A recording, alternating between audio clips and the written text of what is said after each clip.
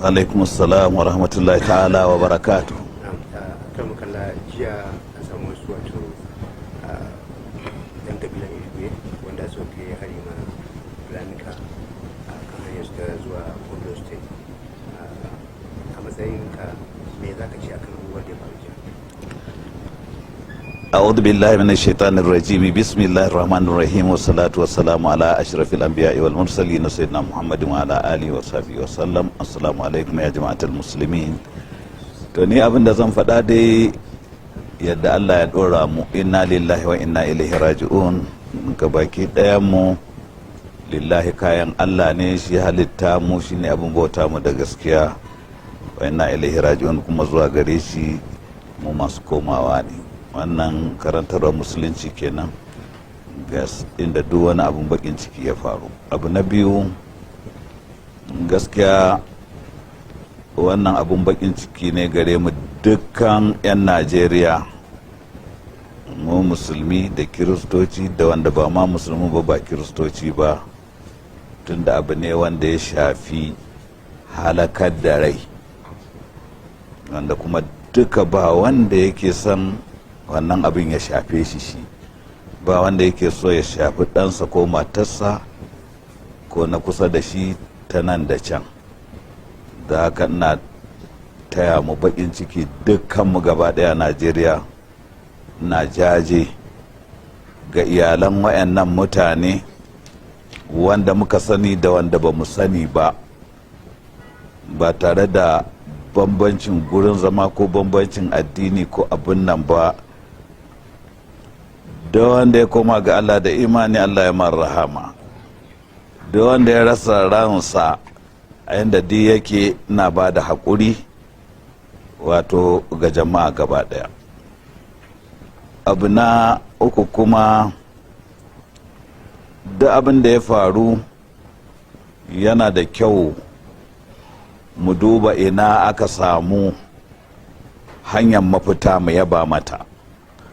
To gaskiya ni ina yabawa ma'aikatan tsaro gabaki ɗaya, sojoji, 'yan sanda, sauran ma'aikatan ɗamara duka, da yake kowa da irin makamin da Allah ya bashi. Ni jama'a ta zo sun yaba wa ma'aikatan tsaro kwarai da gaske wajen dakile wannan masifa wacce take yawancinta daga abokan gaban ƙasa Najeriya, su ne masu hura wutar ta. Allah ya fahimtar da su san ba su da ƙasar da ta kai wannan, su zo a haɗa hannu a gina zaman lafiya yadda za mu ci gaba da walwala da alheri.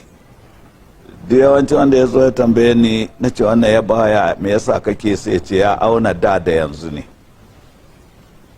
Jama'ar mu wanda suka zo suke tunawa, ai akwai ranar da rana ɗaya aka yi asarar mutum sama da 604 a minti bai fi 10 ba.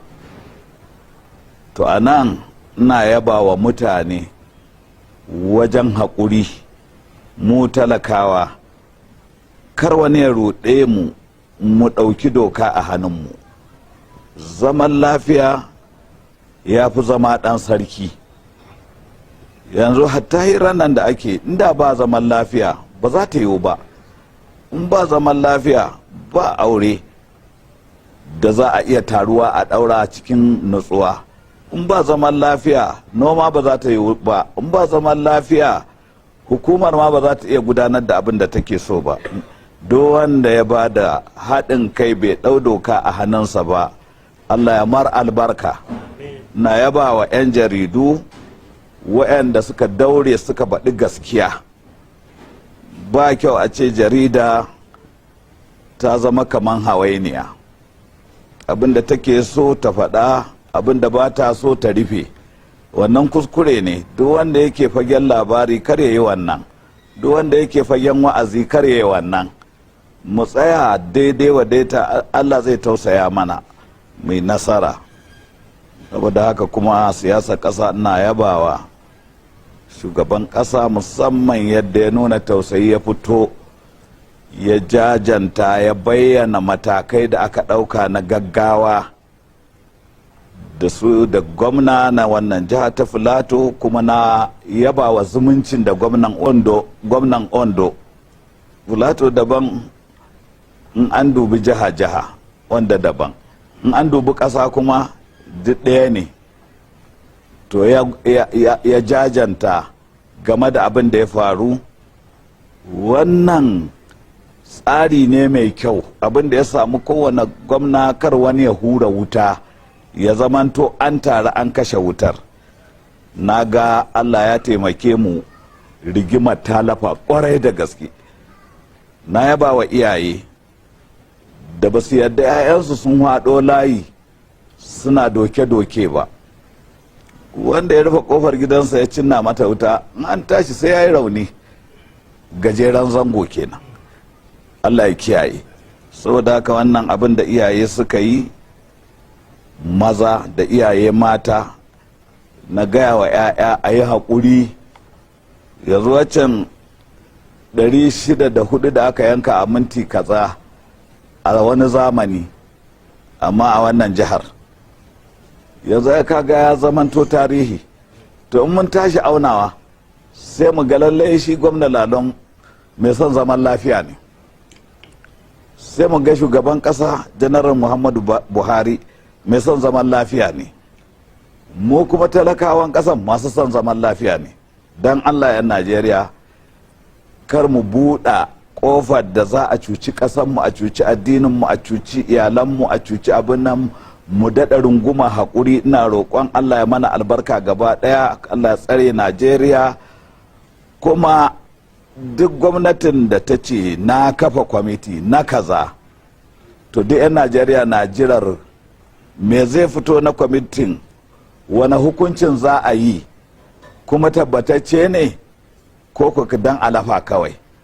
To a yi abin da aka ce, in an kama mai laifin aka hukuntar da shi, wa fil qisasi hayatun ya ulil albab, cikin shari'a ta yi ramuwar mai barnar da ya barna ta ladabtar da shi. A ciki rayuwa kyakkyawa take, a ciki zaman lafiya kyakkyawa yake, a ciki ilimi kyakkyawa yake bunƙasa, tattalin arziki kyakkyawa yake bunƙata.